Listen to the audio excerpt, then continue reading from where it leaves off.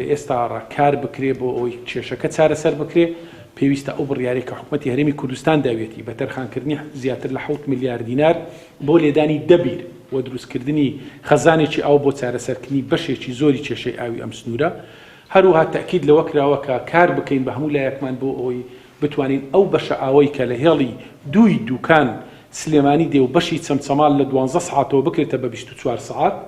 و هەروها سیانەی بۆڕی ئاو کە کۆن بۆ کە پێویستە ئەم هەنگاوانە بندرێت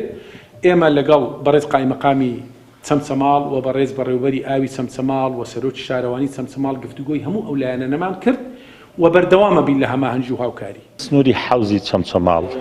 لە چاو ئەو قوربانی کە لە ڕابردووە داوێتی لە چاو چڕی دانیشتوان کە سەروی 310,000 کەسی تێدایە و لە چا ئەوی کە ناوچەکە دەوڵەمەندە بە سامانی سروشتی بە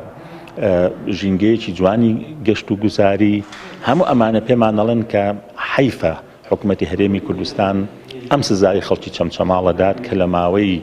9 ساڵە نەتوانێت 130 میلیارد دینار بۆ پرۆژەیەکی استراتیجی وەکو ئاوی گۆفتەپە چەمچەماڵ دابین کە یاخود نەتوانێت بەنداوی باسەڕە تەواو بکات.